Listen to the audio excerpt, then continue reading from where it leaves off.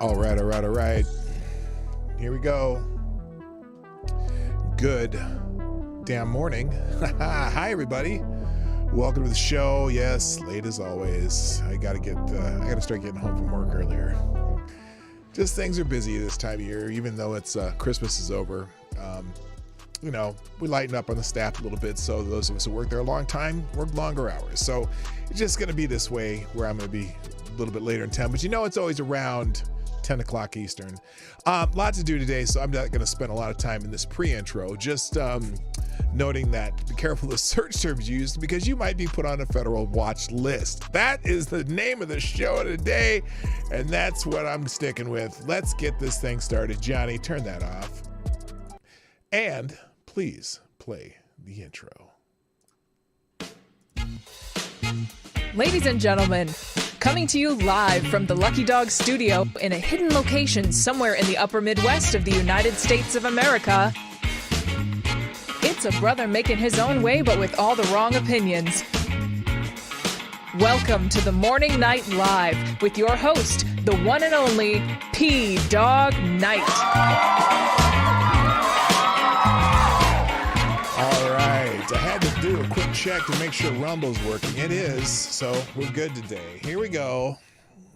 Good morning, everybody. Welcome to the Morning Night Live. I'm your host, Marty, also known as P-Dog Knight, on the internet with my cup of reparations coffee and the Vienna Austria cup. Well, it's just an Austria cup because it has several different crests, several different families. But anyway, it's, what is it, Thursday? What's today? Hump day was no, is today hump day? I don't even know what day it is. No, it's Thursday. It's Thursday. Thursday, the 18th of January, 2024. And I'm discombobulated because I was so late today and I had so much to do. I am actually gonna go get to see the baby again tomorrow. The Spark, as we call her, as opposed to Sprout with the first baby. And I'm excited. And so a lot of things I'm doing over the next couple of days are related to that. But so that's that. And boy, oh boy, there's a lot of news. But I'm trying to get through this quickly because I'm so late. So let's just say the hellos and do our thing. But first, before I do that, got a couple thank yous. Ty Alexander dropping a small bullet in the tip jar, who began as the new Streamlabs Superstar sponsor of the day. And now let's see where this article is going. Wait, it's not popping up. It just dropped an article in here. TSA, oh goodness. You're playing the Gunfox 61 role today. High-ranking TSA official arrested for forgery. Okay, we're going to check that one out. And then Zed the Snarky putting a big bullet in the tip jar, which makes you are the new Streamlabs Superstar sponsor of the day. Thank you, Zed the Snarky, with no message. That's fine. I appreciate the support. And people, feel free, even if you have nothing to say, feel free to support the channel at pdognight.live. Which is the Streamlabs link for the Streamlabs Superstar sponsors of the day. We'll put the drop a deuce. We'll pin the drop a deuce in the tip jar at the top of the YouTube chat. Let's say hi to everybody first in the chat on Rumble. Mr. Avocados Diabli, who gets the bell. And also good morning to Jimmy Das Hotep from Hotep Nation. And that's it. That's everyone on Rumble. That's everyone who's spoken on Rumble. It says there's 4 watching. I'm one of the 4 because I have a window open. And then there's you two and one other person who remains a mystery right now, but that's okay. At least Rumble's working today if you choose to watch on Rumble. Make sure you're following me both on YouTube and Rumble and on, what's that other one that all my replays are on? All my replays are on Odyssey. And also follow me on Locals, just in case I disappear one day and you got to figure out where I am. Well, I will not disappear on Locals. So there you go. Oh, you're the 5 of the 4. Yes, AD, you are the 5 of the 4. Oh, you're 5 of the 4. Okay, I don't know what that means. On YouTube, first in the chat is... Surprise. It would be Mr. Avocados Diabli. He gets the bell. You gotta be quick. You gotta be quick. You gotta be quick to get the bell. And Avocados Diablo is often quick. Also, just in a short distance behind, Mr. JB's in the house. Oh, good morning. Oh, Phantom Dog Fart over in Rumble. JB's in the house. Tyre Alexander. No epic music today. It takes too long. But I'm gonna find you some new epic music that's shorter. Well, here, I'll give you this much of the epic music. Tyre Alexander, the Gentleman Lynch. There. I should just do it that way. It's much quicker. Also, good morning to Jimmy Das Hotep, which I've done this already, but you get it. Good morning, Kara Soldier, Zed the Snarky, Aaron Meredith, my favorite Canadian, Jaeger Pony, James Colley, who's always dropping the boomer word into my chat, and sometimes, I am the last boomer, so I guess it's okay. Lord Stanhope's in the house. Good morning also to Selected Boy is here. Yeah, good morning, boy. Simon Wolfwood, Julio, Gulf City, Don Julio, Don Julio, Gulf City Biker and Trash Man. Good morning, sir. Good morning also to Patio Furniture. And is that about it? So far, I'm scrolling down now and I'm trying not to make... Oh, Kessler, what's up? Nice to see you in the chat every once in a while. It's nice to have you see the show live. Good morning, my friend Trippy Liberty from the internet Twitter app formerly known as Twitter and Twitter Spaces. I think that's everybody. I've hit everybody so far, and so I am glad to see you all here. So, I got one of those messages. Oh, no, now it says excellent connection. Okay, the connection's fine on YouTube, the connection fine on Rumble.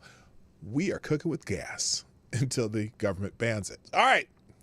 Let's get into the trending topics today because, thank yous. I got to do thank yous. Thank yous to the people who have supported this show through sharing, and I encourage you all to share the show on your favorite social media and whatnot. Thank you, Somnambule Nation, who is always quick on the gun. Thank you also, Swamp Fox Ghost, Tyler F., Somnambule Nation for retweeting my tweet or post of the show. Thank you, Jimmy Das Hotep, doing your own thing and making sure that the Rumble link gets out there and the YouTube link gets out there. I really appreciate when y'all do that. It really helps. We get a couple new viewers every month just because of that, and that helps. I see it's funny, I've had about 50 new subscribers to my YouTube channel in the last couple months, partially because a lot of people subscribe after I do YouTube Shorts. I need to do more of that. But also because you guys share the show. I know this. I know the CIA is always watching me. I'm the target of the FBI and PRMC. We're gonna talk about Big Dave. Big Dave's in the house. I didn't mean to gloss over that. Hello, Big Dave. Nice to see you. All right. Let's get into trending topics. It's got to be quick. Today, I don't have a special day today. Where's Tall Person when you need him? Tall Person always has the special day lined up, and I always miss it. But anyway, trending because of a birthday, the late great Cary Grant, the great actor, British American acting legend. Cary Grant was born on January 18th, 1904 in Bristol. He played a leading role in 4 of Alfred Hitchcock movie classics and shown in countless comedies. Before becoming a screen actor, he toured with a vaudeville troupe. So the great Cary Grant.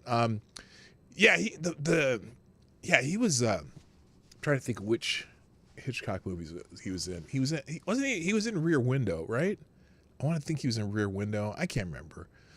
But anyway, he was somewhat of a heartthrob back in the day, because that's how it goes. All right, so that's pretty much it. Other trending people, Reba McEntire is trending. Now, Reba McEntire, Post Malone, and somebody named Andra Day are all trending. And that is because there was a big announcement that the Super Bowl pre-game song singer peoples have been announced, and Reba McEntire will be singing the national anthem at Super Bowl. What is it? Let's see, 57. Super Bowl. It's Super Bowl 57. She will be singing the national anthem. And now this is interesting. Post Malone, which I didn't realize I thought he was kind of a rapping kind of guy, but Post Malone's going to sing America the Beautiful. And it's not, I think he's not from Las Vegas. The Super Bowl's in Las Vegas this year. And he's not, but he's from Utah. I don't know. I don't pay attention to current pop music trends that much anymore. I used to when my kids lived in the house because I'd hear their music. But I'm kind of lost. And so I don't, Post Malone singing the America the Beautiful, and then this lovely young lady named Andra Day will be singing Lift Every Voice and Sing. Not the national anthem, not the black national anthem, but just another patriotic song. See, I want to get away from people bitching about them singing Lift Every Voice and Sing at things, because I know it has the nickname, the black national anthem, and then saying, oh, well, that's not the national anthem. We know it's not the national anthem, but here's my thing. They sing America the Beautiful at the Super Bowl now. They keep adding songs. I mean, next thing you know, they'll be singing Yankee Doodle Dandy. But anyway, it's a patriotic song, America the Beautiful. And also, so is Lift Every Voice and Sing, is a patriotic song that was written to honor President Lincoln. Okay, now, just because it got the nickname, the Black National Anthem, doesn't mean it is the Black National Anthem. And so I want people just to embrace it as a patriotic song, which it is. Good morning, number one, and Special Can Acid, and Darren Root, and Bookworm Addict. Oh, today is also Kid Inventors Day. Apparently we don't know who it was, so we just celebrate whoever invented kids generally. Oh, that's very funny. Okay, that's fantastic. So anyway, that's why those three people are trending. Reba McEntire, Post Malone, and Andra Day, who I wouldn't have been able to pick out from a lineup, but I've seen pictures of her now, and she's a lovely young lady of color. Also trending is Horns Down. Now this is, again, I don't talk about sports necessarily, but this turned out to be some kind of a controversy because apparently last night, the coach of the Texas Longhorns basketball team was very upset with the players from the University of Central Florida because and when the University of Central Florida beat the Texas Longhorns, the University of Central Longhorns players, prior to going into the handshake line, did this symbol, which meant horns down, which got the coach, and I think his name is Rodney Terry, got him very upset. And he, here's Rodney Terry. I think that's his name. Yes, Rodney Terry. And he said this after the game. I'm a big believer in, you win the right way, you lose the right way. And, I always tell my guys, whether you win or lose, you win the right way. You lose the right way. You carry yourself the right way. You don't go through the handshake line or prior to getting to the handshake line and have about 6 or 7 guys putting the horns down. We don't do that, because when you do those kind of things, it looks very classless, and it also looks like you were just hoping to win. We never go into games trying to hope to win. We go into games expecting to win. So we don't act like that. We expect to win. We don't jump up and down like we won a national championship. We sure don't step on anyone's home court deal and act crazy and try to show them up in any way. We don't do that. So that's what I was angry about. I was letting those guys know you don't do that. You guys won. Hey, we shake your hand, tip my head to you. Good morning, Gun Fox 61, by the way. That way in our building. All right, now, I appreciate this coach's philosophy about winning and being classy when you win and whatnot.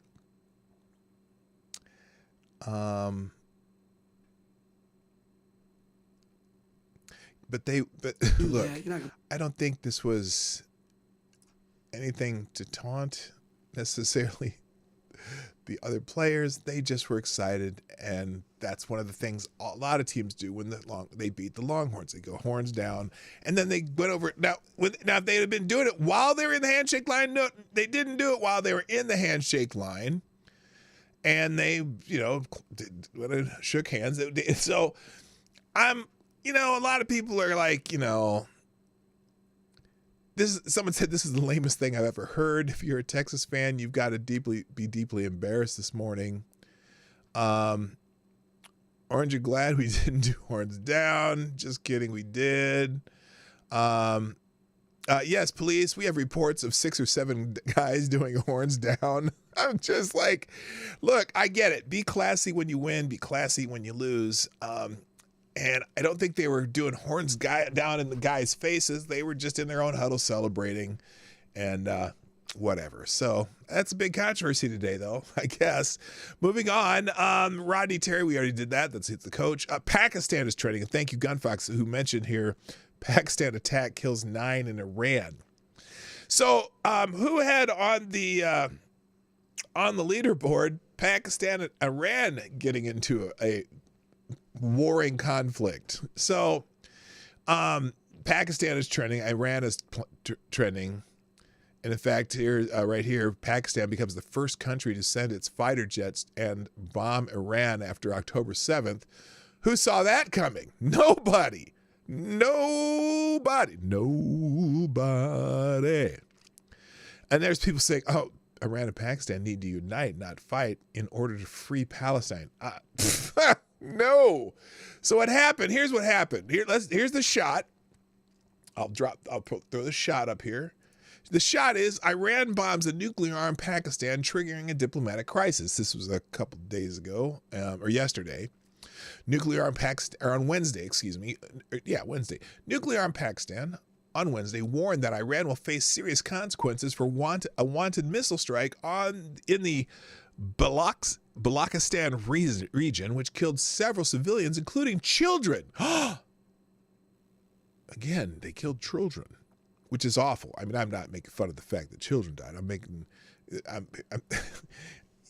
because a lot of people are talking about the Israeli-Gaza war because children are dying, and that people are dying in war, which we don't like war, okay. But when you commit an act of war on a country that has far more superior military capabilities than you, that's a likely outcome.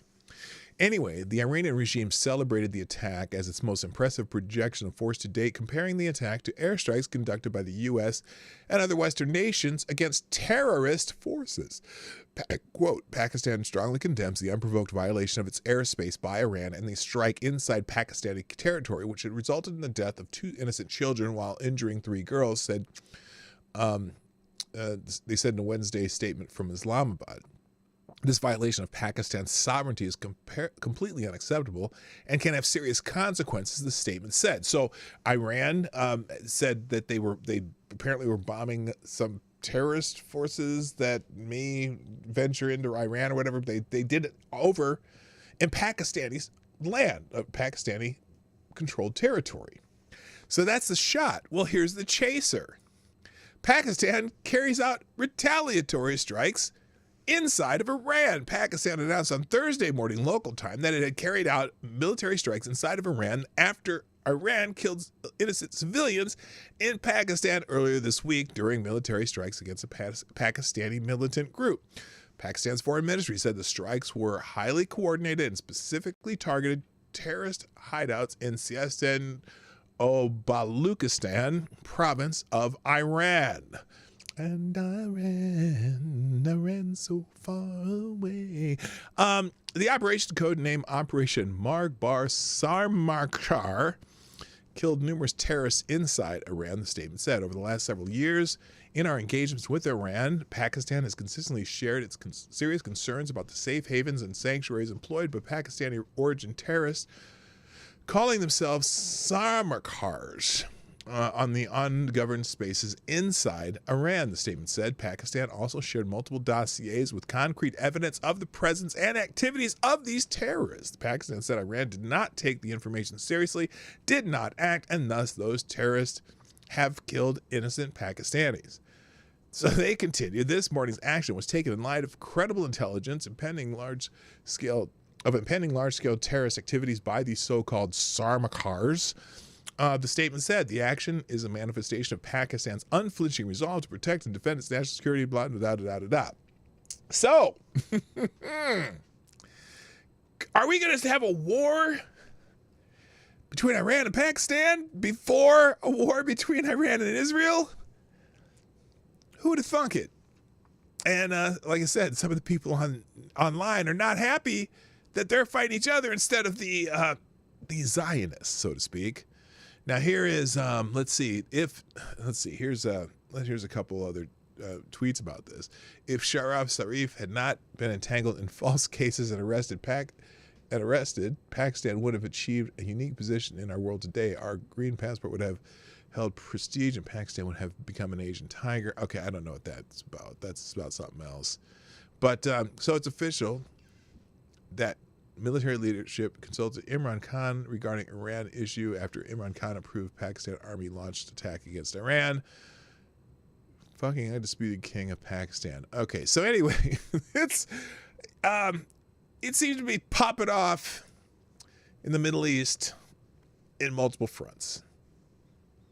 And we don't have a Joe Biden who can tell everybody, hey, stop that shit.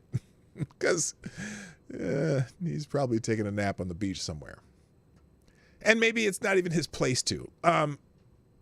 Sometimes you just go, let him fight it out. I have a friend from Pakistan who lives here in the States, and he went to school here and has lived here for a while. And I would have talked to him now and see what he thinks about this, because he usually has some really good insight in this kind of shit. I'll see if I can get a hold of him. All right, moving on. Statue of Liberty is trending on X, the app formerly known as Twitter, and that's because apparently the Democrats have invoked the Statue of Liberty as a symbol to beat Republicans into submission over, quote, freedom, and now they should let in all these illegals in some kind of freedom litmus test. So you it's a symbol that has no bearing on the actual country and laws. The main problem with these people aren't coming to be freed. They are coming to extract money and export it. They are funneling deadly drugs in our country. They're literally destroying the entire communities, blah, blah, blah, blah, blah. So this post is like one of the top posts on here, but that's maybe not why it's trending. I think it's trending because of this particular representative and his apparently radical proposal. Max Frost, this is Representative Max Frost, says if we secure the border, we may as well take down the Statue of Liberty. Here he is saying those exact words. To my colleagues on the other side of the aisle, let's be honest with immigrants who deserve better than what you're offering them. Really? Don't welcome immigrants if you plan to reject them. If you keep pushing your bigoted H.R. 2 bill, then also pass this bill. I've taken the liberty of drafting it for you. It removes the Statue of Liberty, our largest symbol that tells people to come here. This is who you are, removing the fabric of America. So I want to know which Republican who supports and voted for H.R. 2 will introduce this bill. Because Republicans want to shut down the border, he believes we should take down the Statue of Liberty. So he has, apparently he was mocked a little bit for this. And I don't know if that's rightly so. I mean, that's his opinion. I think that's dumb. The idea that we want to have control of the people coming to this country, the fact that we have people from China, India, Senegal, Haiti, people walking across water to walk to our border. Hello, Jesse Leon. How you doing? And Renee Mayette. Good morning. Walking across water to walk across our border, that those people who are claiming asylum from those places apparently don't know the international asylum seekers procedures, because you can't walk across water to seek asylum. And so it's just insane. Let's see. Maxwell Frost was mocked on social media Wednesday for telling the Republicans to pass a bill to remove the Statue of Liberty along their bigoted immigration law. The House Oversight Accountability Committee hearing on immigration discussed H.R. 2, the House GOP Secure the Border Act, the Comprehensive Border Security and Immigration Bill passed back in May. The bill would restrict asylum process for people crossing the border and require resumed construction of the border wall. Gee, that sounds a pretty good idea to me, you know? But again, it's funny because there's a lot of Democrats complaining that, Joe Biden proposed all these immigration, proposals, and the Republicans rejected them. They don't really believe in border security. You mean as part of the $110 million aid package to Ukraine and Israel? Those proposals, when the Republicans said, no, we want a standalone bill, and the Democrats in the Senate and Biden said, oh, no, we can't have a standalone bill. We got to tie this to aid to Ukraine and Israel. No, you can do is what does our border, have to do with aid to Ukraine and Israel? You can have a standalone bill. So this is the standalone bill that they propose because they're saying, well, Republicans haven't come up with their own plan. Well, H.R. 2 is the Republican plan, and you should vote on it as it is. And in fact, the fact that we have 7 million people crossing our border illegally that we know of, because those are just the ones that they have had, what do they call it, contact, or, whatever they call it. Those are just the ones we've had contact with. It's like, hey dipshit. This is unsustainable. More people have crossed our border this year than we've had children born in the United States. Did you know that? That's a whole new stat. In fact, in December, holy shit, it was a record number of encounters. They call them encounters, right? What an encounter is when they actually catch them or see them, and then they take them to a border patrol facility to process them, give them a free phone, give them transportation and temporary housing, then help them move to wherever they want in the United States, providing the transportation by the U.S. government. Then they're usually, maintained by the U.S. government for years, up to a year or so, at about $9,000 a month. Yeah, that's what we're spending our money on instead of finding a way to slow the flow across the border. Biden wants 1,300 new agents in the Ukraine and Israel aid package, wants 1,300 new border agents to help facilitate the flow across the border. It's insane, and it is unsustainable. So anyway, the freshman congressman was one of many Democrats who attacked the bill, though he also produced a mock bill to remove the Statue of Liberty for Republicans to also pass. And so we saw the clip there. Well, lots of people mocked him on social media because, that's an idiotic proposal. Whatever. All right, so that's why the Statue of Liberty is trending. CBDC is trending. Now, I'm not going to get too deep in this. If you want to hear about central bank digital currency, and a good person to watch is Hotep Jesus. He talks about this all the time, and he's really into different types of cryptocurrencies and whatever. But central bank digital currency? Ooh, no, thank you. But it's trending because Donald Trump mentioned it yesterday. And anything Donald Trump talks about, people on the internet talk about. Here's the clip that is making the rounds from Donald Trump, where I think, oh, thank goodness he's talking about this, and maybe more politicians should talk about it. Here's the clip.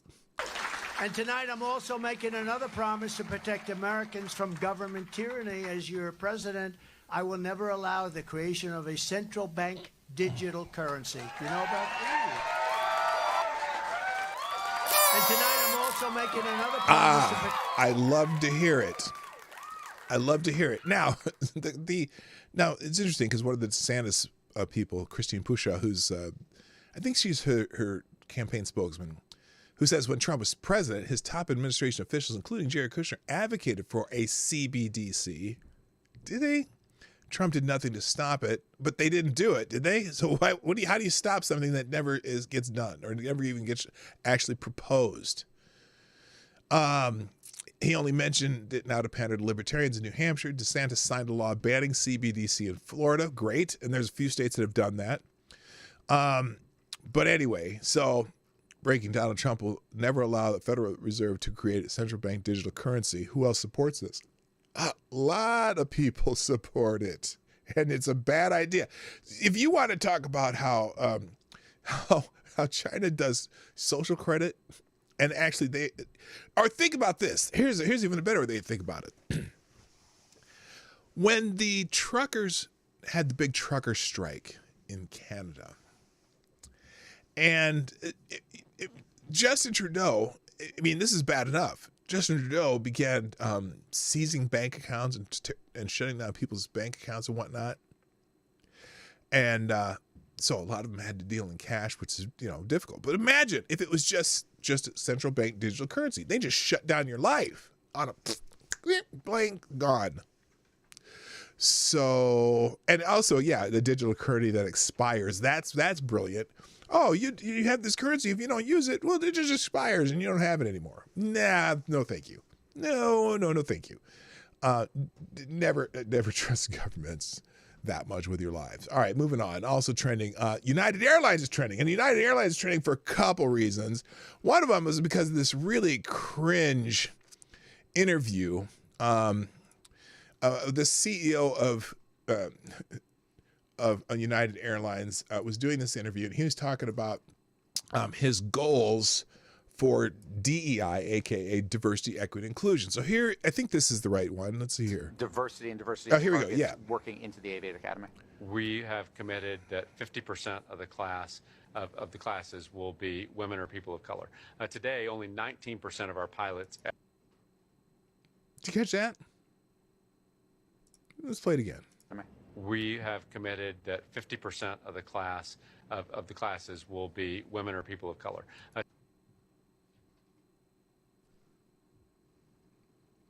Why? 50% of pilot classes should be women or people of color. Now, what that is going to turn into. Hello, Black Hebrews Light, by the way. That's right. This is one of those things, again, and I'm going to say this again, I'm going to say it every time I hear about DEI programs at major companies. First, to be able to do 50% of their pilot classes to be people of color or women, don't you first have to get 50% of those people to want to be pilots or people of color or have a aptitude for being pilots? You cannot start at the process where you're going to start a training class for pilots at American Airlines unless there's already a pipeline of people who are interested in that, who have the aptitude for it, and have the personal capabilities for it, right? So let's say that every single airline did this. 50%, not all of them. So they want 50% can still be white guys, but 50% have to be women or people of color. Okay, that's what he's saying. Okay, where are you going to get that from? How many pilots in the military, because a lot of airline pilots come from the military, how many pilots in the military are women or people of color? What's the percentage? Probably less than 15%, probably maybe 15%. I don't know about people of color. I know women, it's like 3% of military pilots are women. So now, and then they have, but you can't increase the pool to 50% if there are not 58% people who are doing it. He says 19% of their pilots now are either women or people of color. Okay, great. Probably because that's how big the pool is. And I'm sure with your diversity goals, you're absolutely fast-tracking some of those women and people of color. But you cannot start at the level of the corporate level. You have to start at the elementary school level to get more people who qualify that. And right now, the school level people suck. Because the schools are failing our kids. But you can't start at this level. It's just like, now this is funny though, as this continues. I want to show you the continuation of this. Thank you, Black Hebrew Israelite, who says, with dropping a deuce to the tip jar through YouTube, says most women can't drive now, and now you want them to fly? Oh, That's right. Ouch. Don't ever say that in front of my wife. But my wife can drive great. She doesn't know directions very well. Anyway, let me read the rest of this, because this guy kind of calls him out a little bit. Today, only 19% of our pilots at United Airlines are women or people of color. And by the way, from all the data I've seen, that's the highest of any airline in the country. And that's the highest of any airline in the country, which probably because they're sitting there trying to recruit every woman and person of color who wants to be a pilot. I would say that all the people who want to be pilots probably are on that track to become a pilot. But remember, a lot of pilots go to school for going in for flying. Like, for example, one of my son's friends, this lovely young lady, went to the University, I think, of North Dakota to become a pilot. She wanted to be a pilot. That was her dream job, and now she's a pilot with Delta Airlines. But it's because her family worked for the airlines, and she was interested in it, and she went to school for that. But there's not a lot of them that want to do that. For whatever reason, not a lot of women aspire to do that. It's just one of those jobs. It's like not a lot of women aspire to be oil rig workers. You can't force 50% of people to want to be pilots. It's insane. If you find them, great. Diversity will happen based on how many people decide to go that career path. Now, if you want to start and go to some elementary schools in South Central Los Angeles and say, hey, look, let's go to these elementary schools and make some kids dream of being pilots, help them, go through school their entire, 12 years and graduate from high school and find a way to get them to go to college or wherever that they could, or some flying school, and learn how to fly to be pilots, or maybe go to the military so they can be pilots. Then you might have a bigger pool of people once they get to that age where they might consider being a pilot to come to your little pilot school. But if you're not starting down there, that ain't going to work. So I don't get it. Anyway, let me finish the interview. White males don't just dominate in the cockpits, also in the C-suite at United Airlines. Uh-oh. What did he just say?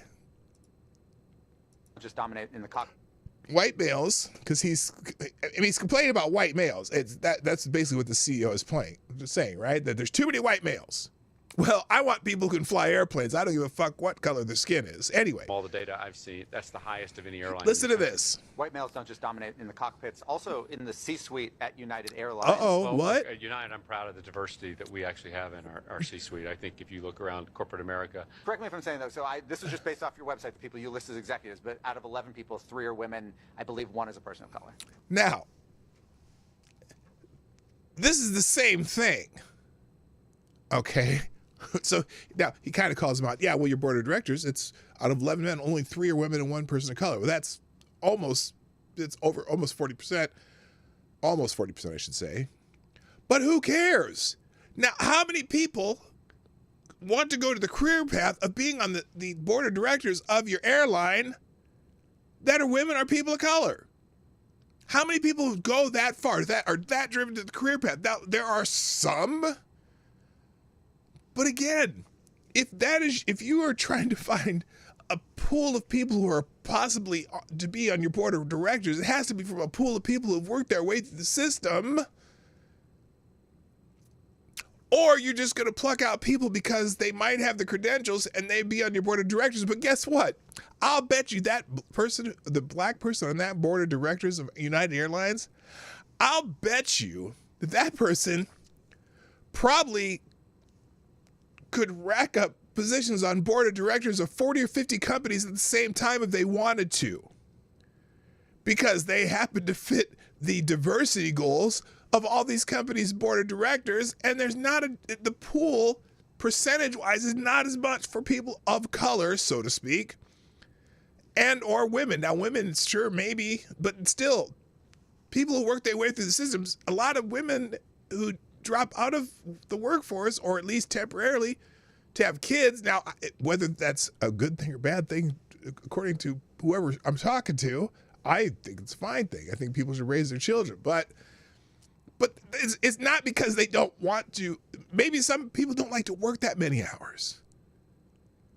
Men tend to work more hours than women do.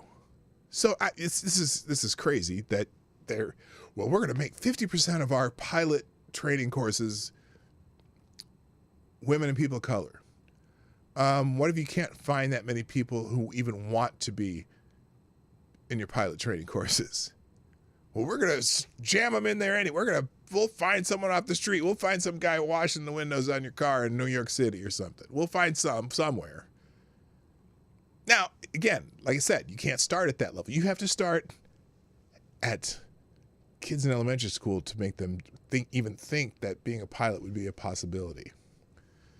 Fly your own plane. Anyway, now the other reason United Airlines, this is the CEO, right?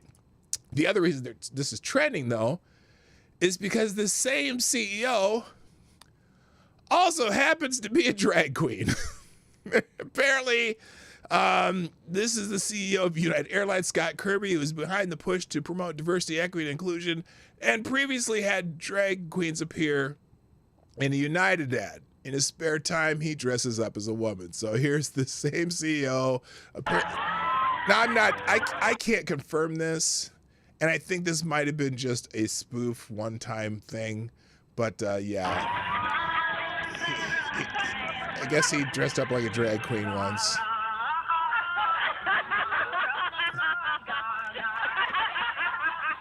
Now, I don't think he is seriously a drag queen, but this is, part of the things they promote at United Airlines. Whatever, I don't care. But after that other video came out, someone decided to put this video out. And by the way, here is the DEI office at United Airlines diversity. Well, apparently diversity just means no white people, but whatever. So anyway, that's funny. I always laugh when someone when someone says, like, for example, the new St. Paul City Council is all women, right? There's all women. And they say, this is the most diverse city council we've ever had. Wait a minute. They're all women. That's not diverse at all. They're all women. Oh, but they're all different races. Oh, okay. Never mind. They're all. Anyway, that's why Scott Kirby's also trending. That's his name. Argentina's trending because Javier Milei has told the World Economic Forum what he actually thinks of them, and it's glorious. A lot of people are talking about it. Here's the that's the article that's the article Tyre sent me. I'll get to that in a second. Javier Milei warns Davos to abandon socialism. We read the quote yesterday, but there's more stories about it today, saying that the West is in danger. Argentine President Javier Milei delivered an address fiercely condemning socialism at the World Economic Forum in Davos, Switzerland on Wednesday, rejecting the radical feminist and environmental agendas fueled by socialism as well. He urged world leaders to embrace capitalism as an alternative, the only system that feeds more, a system that maybe not be perfect, but it sure feeds a lot more people. Milei, a libertarian economist, explained in a roughly 20-minute speech how socialism ultimately leads to poverty, how the state is not the solution, but rather the problem itself, and how leftism has co-opted Western government institutions to further its agenda. Oh my gosh. Where is this guy in our government?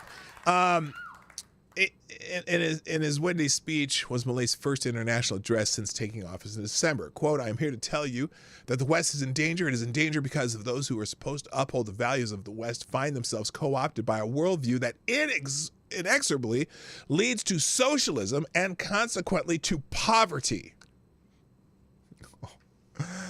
I love this guy. Man, the Argentine president lamented that world leaders have abandoned the ideas of freedom, embracing instead several versions of leftism, which he categorized as being versions of the same ideology of collectivism. Without naming specific cases, Milei explained that some had embraced such leftist ideas out of desires to help others, while others had done so to try to belong in a privileged caste.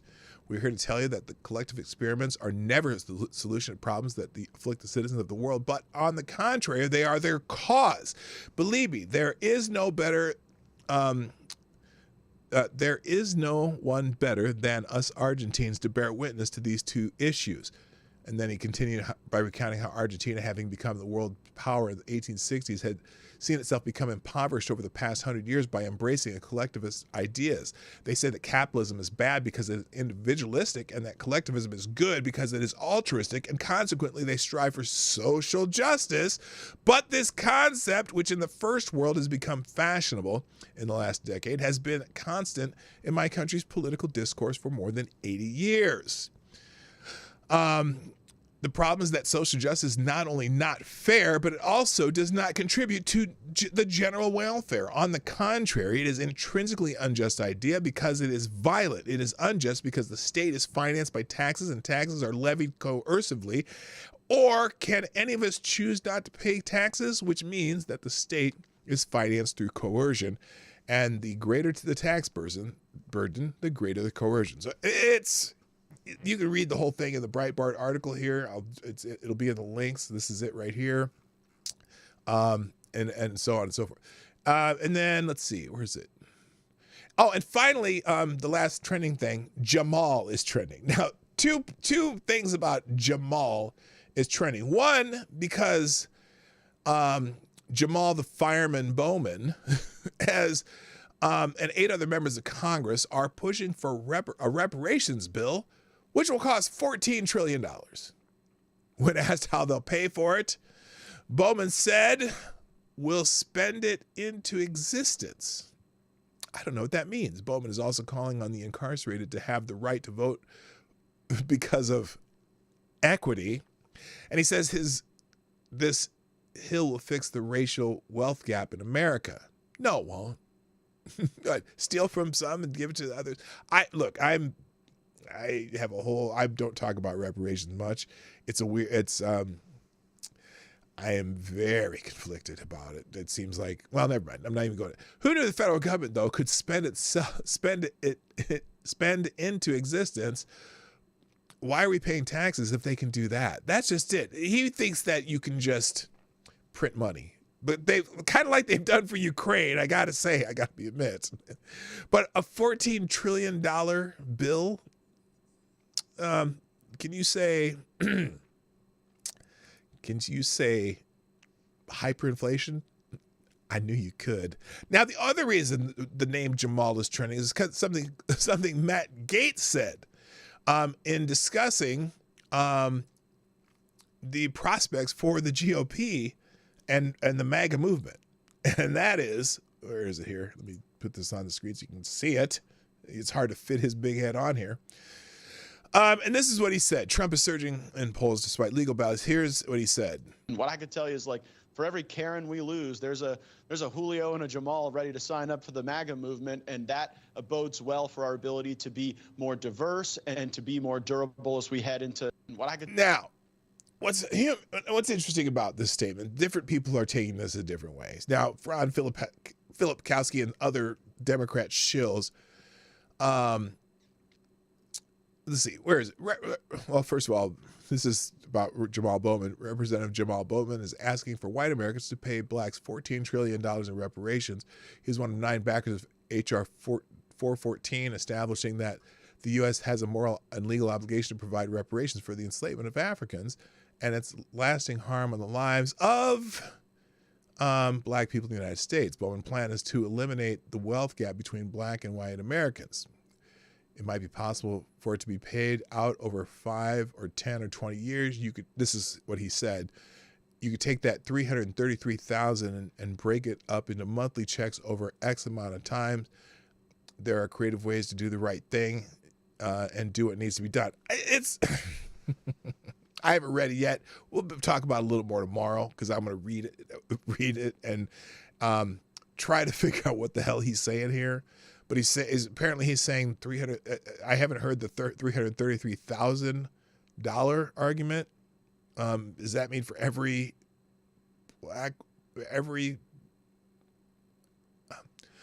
it wouldn't be for every black American because I guess you'd have to be able to show that you're a descendant of slaves or something like that. And I know that, for example, both sides of my adopted family, I can directly trace who the slaves were. In fact, my great-grandfather, my dad's side, was born a slave, but he was, the Emancipation Proclamation came when he was 7 years old. And also other, I'm not sure how, I got to read this one. This is going to be very, very interesting. Holy shit. But some of the people who heard Matt Gaetz's statement are not happy. Let's see. Someone here said, yeah, good luck in every off-year election riding to the polls with Julio and Jamal. Stupid party. Now, that's somebody who doesn't like what he said because from probably the writer far to the right. Is this one of these who is this guy? I don't know. But also some of the Democrats are also crying racism because he used the term Julio and Jamal. Yikes, Matt Gaetz doesn't think GOP needs women voters. Watch him do misogyny and racism in one hot take. For every Karen we lose, there's a Julio and a Jamal ready to sign up for the MAGA movement. Well, I ain't got something to say to you, Victoria Brownworth, Democratic paid shill on the internet. I just saw a video the other day of some people interviewing people in the Bronx and saying, what do they think of Donald Trump? Black people in the Bronx. And oh boy, every single one of them was like, bring Donald Trump back. We need Donald Trump. We need to get, because a lot of them, think Donald Trump was better with illegal aliens, but also their pockets were better off with Donald Trump.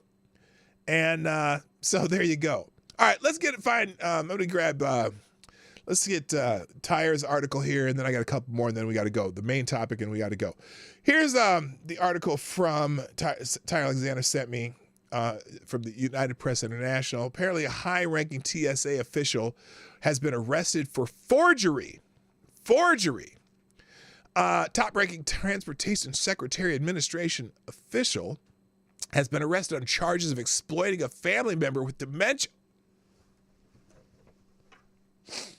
Excuse me. Exploiting a family member with dementia. Maxine McManaman, the Assistant Federal Security Director of the Transportation Security Administration, aka the TSA, was taken into custody by U.S. Customs and Border Protection at the Atlanta Hartsfield-Jackson International Airport on December 28th after being arrested on charges of forgery, which is a third-degree felony, NBC News reported. The warrant was issued by Port St. Lucie's, Florida Police Department. Florida officials began their investigation in April after reports of elder abuse, according to an incident report obtained by WPTV, which accuses McManaman of crafting a false form involving the deed to the family home. Oh my goodness. The quitclaim, a quitclaim deed is when you transfer the property. A quitclaim, which is used to transfer a claim. Oh, I didn't read the next sentence. A quitclaim, which is used to transfer the claim on a property from one party to another, was written in Florida by McManaman. On December 5th, 2022, it listed her and her father, Delroy Chambers Sr., as the grantee. The report said, officials said the quitclaim personally did not include any junior or senior designation. McManaman's brother, Delroy Chambers Jr., was granted power of attorney after their mother, the sole owner of the home, fell ill. Atlanta Fox affiliate WAGA reported. WAGA, as opposed to MAGA. Police said that Chambers Jr. could not have signed the quitclaim on that date because he was in Atlanta. Maxine McManaman and Delroy Chambers Sr. were determined to have both falsified the quitclaim deed, police said. Oh, snap-ola. The incident report also accuses Chambers Sr. of failing to properly care for his ailing wife. He was arrested on December 20th at Port St. Lucie on charges of exploitation of an elderly or disabled adult, forgery, and simple neglect of an elderly or disabled adult. He has been released from the St. Lucie County Jail on bond. Chambers Sr. 80 denied the abuse allegations. So I was wondering, because the reason that it's important that the junior and senior designation was not included on the quitclaim deed is because quitclaim deeds have to be notarized. You can't just go write one out. You have to have it notarized. But if it was Delroy, if the deed said just Delroy Chambers, not junior or senior, then Delroy Chambers Senior, probably could write could go in there and say, well, I'm Delroy Chambers. But Delroy Chambers Jr. was the one who had the power of attorney after the mother, who was the sole owner of the home, fell ill. So apparently Delroy Chambers Sr. doesn't own the home. Interesting, because usually 1 buy to 2 to sell. But only she can write the quitclaim deed, because if it was just her name. Oh, no, maybe not in Florida. I don't know how it works in Florida. In Minnesota, it's 1 to buy, 2 to sell if you're married. But anyway. Real quick, thank you, Ty Alexander. Another small bullet at tip jar says, I am all for felons after they have completed their full sentence to give them back their right to vote. That reparations is dumb. Are we sure Fire Marshal Bowman was a principal and not a student in a special needs school? FTG Fire Marshal Bowman. Yes, I agree. Now, I fully agree with felons who have completed their full sentence and any restitution. I don't have any problem with them getting their rights to vote back. But while they're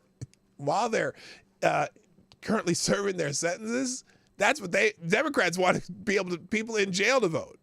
I'm like, no, there are certain things that you lose your rights to. Obviously, if you lose your right to freedom, why would you be given your right to vote too? I have no problem with losing your right to vote if you are serving sentence or still restitution on a crime. So anyway, thank you, Ty Alexander. Again, sponsor the show if you want to. Oh, wait. But Zed the Starkey still the Streamlab Superstar sponsor today so far, I think. Is that right? It's still Zed the Starkey. Yes, it is. Oh, no. What is that? Oh, did I not put one up from yesterday? Okay. All right, let's move on here, because I wanted to get to this article too, because this is crazy. And, it's interesting because we just talked about central bank digital currency, right? And how China uses social credit systems and they shut people down, based on if you disagree with the government in China, boy, look out. Your life is screwed, right? Because they can change you can do transactions and everything, right? Well, here's another reason why you don't want central bank digital currency. Apparently, the feds used January 6th to conduct mass surveillance on bank transactions flagged with terms like Trump and MAGA, according to Jim Jordan. And a federal law enforcement instructed financial institutions to use search terms such as MAGA and Trump when searching private transactions, Republican Ohio Representative Jim Jordan said on Wednesday. Jordan, the chairman of the House Judiciary Committee and Select Subcommittee on Weaponization, wrote a letter describing how the federal government flagged terms like MAGA and Trump to see if those phrases were used by Americans when they conducted financial transactions following the January 6th Capitol riot. That's pretty broad. I mean, because not just Americans who were then in D.C., but in general. The letter is addressed to Noah Bischoff, the former director of the Office of Stakeholder Integration. And wait, listen to this office. Listen to this office. Holy shit. Listen to this, the name of this office. The director of the Office of Stakeholder Integration and Engagement in the Strategic Operations Division of the Financial Crime Enforcement Network. What the hell? The letter was first reported by Fox News. So here's the letter that Jim Jordan wrote. The Committee on the Judiciary and the Select Subcommittee on the Weaponization of the Federal Government are conducting oversight in federal law enforcement receipt of information about American citizens with without legal process and its engagement with the private sector based upon documents obtained by the committee and select subcommittee. Well, I'm going to read it down here. Well, here's the important part. The committee and select committee have obtained documents indicating that following January 6, 2021, FinCEN, which is that basically that office with the name that was 7 miles long, just say FinCEN, distributed materials to financial institutions that, among other things, outline the, quote, typologies, end quote, of various persons of interest, and provide financial institutions with suggested search terms and merchant category codes. So if you buy a particular type of product, for identifying transactions on behalf of federal law enforcement, the letter reads. These materials included documents recommending the use of generic terms like Trump and MAGA to search Zelle payment messages, as well as prior FinCEN analysis of lone actor homegrown violent extremism indicators. So they're using search terms to find extremist. According to this analysis, FinCEN warned financial institutions of extremism indicators that include transportation charges such as bus tickets, rental cars, or plane tickets to travel to areas with no apparent purpose, or the purchase of books, including religious texts and subscriptions to other media containing extremist views. I wonder how they narrowed that down. Jordan's letter attaches a slide prepared by FinCEN for the financial institutions with keywords like, if you shop at, okay, let's just say if you shop at, keywords, Dick's Sporting Goods and Cabela's, referring to the sporting goods retail chains. The MCCs on the slide classifying the type of goods to research for include codes, include codes for sporting and recreational goods, pawn shops, sporting goods stores, and specialty retailers. This kind of pervasive financial surveillance carried out in coordination at the request of the federal law enforcement into America's private transactions is alarming and raises serious doubts about FinCEN's respect for fundamental civil liberties, Jordan adds. So now imagine if we are all dealing on it's bad enough that they're going to private financial institutions and ask them to search keywords to help find you or label you as an extremist, right? And if the financial institution tells them, hey, fuck off, get a warrant, then they'd have to probably go get a warrant, right? But imagine if you just had a central bank digital currency where they wouldn't even have to ask to search because they'd already have this data. Holy shitballs, Batman.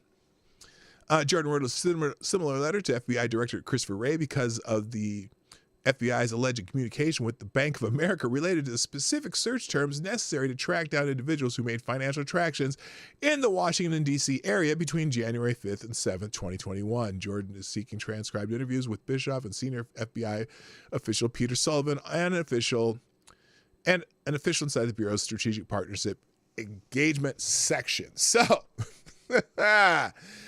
and that's because he did that because they've actually found some smoking gun evidence that says they were doing this. It's crazy. And if you want to see let's see if I can do this. Let's see if some of the search terms here. Oh, it's too small to read. Holy crap. So if as I put this, he put this slide up. Transaction population, query of credit, debit card purchase involving any of the following MCC codes: small arms, ordnance and accessories, sporting and recreational goods. Oh, goodness me. Oh, I know, like bear spray or tents or something. Did they have flagpoles on the list? Durable goods, not something. Pawn shops, sporting goods stores, miscellaneous and specialty retail shops. I mean, this is so broad. Holy crap. And then they have a giant list of keywords here, which I cannot read because it's It's just too damn small, and I don't know if he put it in the letter, but he put this slide here. I'm gonna have to see if I can get a copy of what some of these keywords are, and maybe go through them at another time. So anyway, moving on. Let's just do a quick lightning round because I got to get out of here. In Breitbart, apparently Dan Goldman has moved to censure Representative Elena Stefanik, Trump's biggest congressional cheerleader, so to speak. Dan Goldman is moving to censure Elena Stefanik over her support of due process for Americans arrested for involvement with January 6th, and claims that Donald Trump is being unfairly persecuted by left-leaning judges and government officials. So he wants to censure her for having an opinion about that. Goldman is also coming before Congress. Before coming to Congress, served as an attorney for House Democrats' impeachment efforts of Trump, accuses the House Republican Conference chair of supporting, wait for it, insurrectionists. So he thinks that she should be censured for having an opinion. What did he say? In a press release, heavier on copied and pasted, poll-tested Democrat rhetoric than substance, Daniel Goldman accused Stefanik of, quote, putting her personal ambition over her integrity, calling her Trump's biggest congressional cheerleader. Her rhetoric betrays her oath of office and the House of Representatives and must be condemned in the strongest possible terms. Jeez. Dan Goldman's a piece of shit, and he's one of the biggest profiteers in Congress already in his first term. He's one of the biggest profiteers of inside trading information in Congress. Well, allegedly. And also in Breitbart, Vice President Harris says we should all be scared if Trump is elected. Oh my gosh, was she on The View? Whoa, how long is this? No, I'm not doing 8 minutes of her. Hell no. I don't want to hear her cackle. But she said on The View that we should all be scared because if former President Donald Trump is elected again, our freedoms are at stake. Yeah, no fear-mongering from Democrats. Also in Breitbart, McConnell ally John Thune pushes Senate open borders deal. Unique moment of time. Oh, God. John Thune, Republican of South Dakota, has locked arms with President Joe Biden, calling for a deal to surrender to unlimited migration that would include tens of billions of foreign aid to Ukraine. Somebody please stop them. Please stop them. No. Moving on. Breitbart, border showdown. Texas is going to defy Biden's administration orders to give feds access to the park along the Rio Grande. Yeah, they're not necessarily defying. They are allowing any emergency aid through, but they're still not letting the Border Patrol in. And a lot of the Border Patrol agents, I'm guessing, support this. Hello, Amazing Disgrace. How you doing? As of Wednesday afternoon, Army National Guard soldiers remain posted at temporary gates erected at the entrance to a city-owned park along the Rio Grande. The park was seized by order of Texas Governor Greg Abbott and closed off to Border Patrol agents unless their entrance into the area is first coordinated with state law enforcement and the Texas Military Department. So,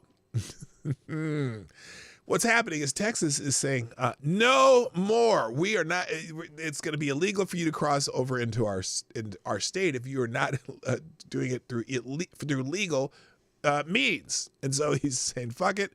And there's a showdown. Apparently, Biden was clearly wrong to blame Texas for the deaths in the Rio Grande. Because they said that these people drowned, and it was the Texas National Guard's fault for not letting the Border Patrol to save these poor people, except the people drowned on the Mexico side of the border. Anyway, federal judge has already ruled Biden DHS create a perverse incentive for migrants to make a dangerous illegal crossing. Biden is to blame for the drownings. Oh, snap. So you have to read that. Daily Wire, 14 House Democrats also have voted to denounce Biden's open border policy. So here's some brave Democrats. 14 House Democrats voted to denounce the Biden administration's open borders policy on Wednesday amid a surge of crossings in blue cities around the country getting overwhelmed with migrants. And you know, it's funny. It's not just the governors of Texas and Arizona sending migrants all around the country. Remember, the Biden administration themselves is busing and flying migrants all over the country. Remember, they were. How do you think some of those border crossing migrants ended up in Florida so that Ron DeSantis was sending them up to New York? Because the Biden administration